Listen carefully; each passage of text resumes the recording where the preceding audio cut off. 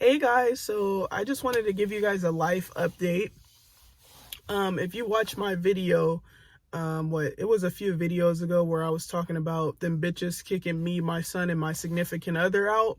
So if you watch that video, you know that we were homeless at one point. We got kicked out and whatnot, so we pretty much had to move, pack all of our stuff up in storage, and we ended up moving and pretty much starting over, basically. Not by choice, but I'm blessed that we got the opportunity to have a fresh start. And I'm blessed that things are falling into place, despite the circumstances. So I got a new job. I'm so happy because it's actually the same job that I was working before I had to quit.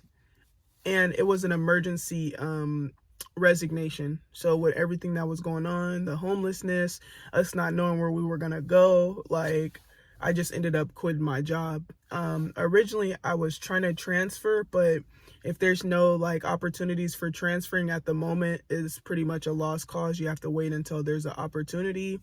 I called a few places and asked them if there's any way that I could transfer due to emergency circumstances, and the dude was being rude. So I was just like, whatever, it's easy to get a job, so I'll just find a new job. So luckily, I'm still working at Whole Foods. It's just at a different location. And it's crazy because I was on the e-commerce team. I'm still on the e-commerce team, but at the first location I worked at, things were so different. People would just show up, get their little phone, because you shop the orders on the phone. Basically, e-commerce is, for those of you that don't know, it's just shopping for people's orders, and then we bag them and then stage them, put them in the freezer or on the shelf or in the chiller, wherever they go, and then the Amazon workers come and pick them up and deliver them. Or if there's a pickup, an in-store pickup, then we would get notified on our phone, and we would pack the order in the bag and pretty much take it to the customer. So at the first location I worked at, it was so much different than the location I'm at now. The first location, I feel like the leadership wasn't as great. On my team specifically, there was only a freaking manager and an assistant manager. There was a supervisor for a little bit of time, but he ended up leaving. And so, yeah, we didn't really have too much support on our team. I feel like it really wasn't much of a team. The manager, if I had a question or concern or something like that, he wasn't the type to really check on people. You would have to approach him and say something. Even starting a conversation and getting to know him, I was the one who always had to initiate that. You would think a manager would want to get to know the people that he's working with and whatnot, or the people that they call are working under him. But he wasn't really talkative. I knew a lot of stuff about him, but that's only because I approached him and because I'm talkative, So there were a few people on that team that were social and at that store, but I feel like overall people just minded their own business, just showed up to work and worked pretty much. The location I'm at now, everybody is so freaking helpful and friendly. People come up to me and they're like, "What's your name? Are you new? Did you transfer? You look like you already know how to do this." And I'm like, whoa, these people are so nice here. They're so supportive, and they have a team. They have so many supervisors, so many managers, and they actually do stuff the right way. The team I was on, it was just all over the place. Well, the first team I was on, the first e-commerce team. And now, being at a new location, I'm like, they really know their stuff here. And the location I'm working at now is super, super busy. It's in a busy area. I'm talking 50 orders. And I heard on the holidays and stuff, there's 100 plus orders. But at the first location I was working at, the most orders I saw, I think, was over 30. And our team was pretty small there. People had gotten fired too before I ended up quitting, but the team over there was small. I think it was 20 people, if even that, but I've seen so many people come and go there. I guess I'm one of them now. But at the location I'm working at now, they're always hiring people. It's crazy. But yeah, I'm just blessed to be able to say that I'm working at the same job that I was working at before, just in a different location. And the team is really supportive. It's a good environment. I'm happy to be getting back on my feet and providing for my family and whatnot. Like, the best is yet to come. Just working this job to pay off my credit card. Luckily, my credit card doesn't have a super high limit, and it's only going to take me a few checks to pay off my credit card. So I'm very blessed and grateful about that. And then next, me and my significant other are going to save up for a car. I haven't had a car in years. Like, where we were living before, we didn't need a car. But I feel like a car always comes in handy because you never know when you might need the car.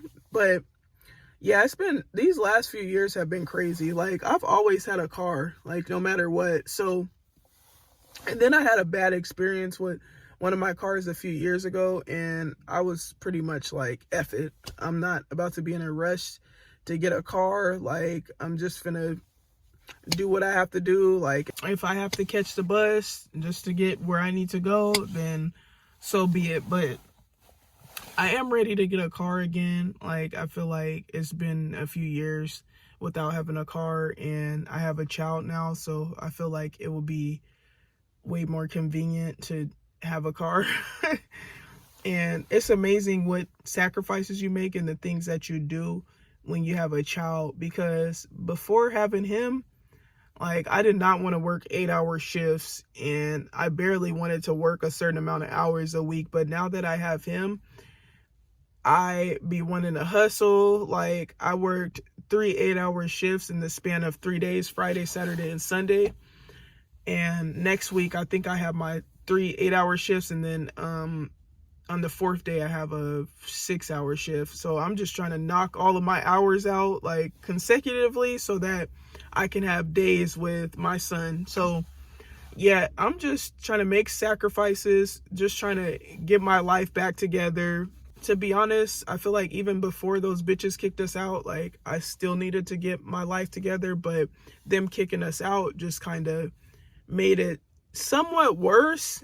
But I feel like that was the push that we needed, because I feel like adversity builds character. So when you're put in uncomfortable situations, homeless, like, just bad situations, that really brings out the hustler in you. So I'm blessed and highly favored. So there's that. But yeah, I have a new job, working more hours. I'm really excited. Feel like I'm doing better mentally. You know, after everything that happened, like, that was a lot mentally, like, mentally and emotionally. Like, I was angry, upset, hurt. Like, I'm still angry when it comes to my son, because I don't see how people can be so heartless and kick people out even when they have a 3-month-old son, because my son was 3 months at the time. But I'll never fuck with them bitches again, and I don't care if that's my son's family or not. Like, you bitches, when it comes to my son, like, you're finished. You can do whatever you want to me. Even with me, you still can't do whatever you want to me, but it's 10 times worse when it comes to my son. Oh, that's their family. Don't be like that. Bitch, no, because he wasn't your family when you guys kicked him out. And the crazy thing is, I would never do that to them, and I would never do that to their kids. Like, so it's like, but when it came to your child, I was taking care of your child, doing her hair, feeding her, babysitting her, all types of shit. But yet it's okay for you to kick my son out, who's also your relative? Like, no. So yeah, I think it'll be 2050 when I talk to them bitches again. And even then, I really don't want to, like, ever talk to them, because it's like, why should I come around people that want to do shit like that, especially to my son? Like, I already told myself when I was pregnant, because when I was pregnant, I didn't deal with a lot of people, because when I was pregnant, I cut a lot of people off. Like, if people came at me sideways, were on some negativity or just anything, like, I was like, you guys to go.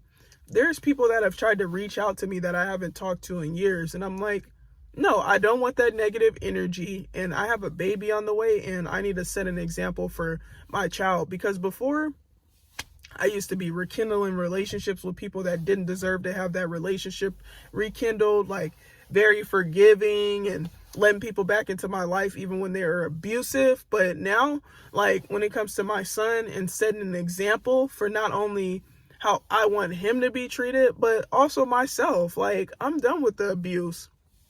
So yeah, I'm not going for it. I wasn't going for it throughout my pregnancy, and I'm not going for it now. So there's that. But I just wanted to give you guys a little update, and I'm going to keep you guys updated because I feel like there's some good stuff that's going to be happening, and I'm going to start writing my book soon too. So I'm excited about that. I just got to give me a nice journal. I'm like an overthinker when it comes to that. Like, I don't want to write my book in a tacky journal. Like, I have to write it in a nice journal that I'm going to like looking at every single day. But yeah, I feel like my life has been crazy the past few years and eventful, and I feel like I have a lot to talk about. So I really want to impact others and maybe inspire others and tell my story. So stay tuned for that. Like, it's not going to happen overnight, but I'm going to be writing and stuff. I've already been writing, but yeah.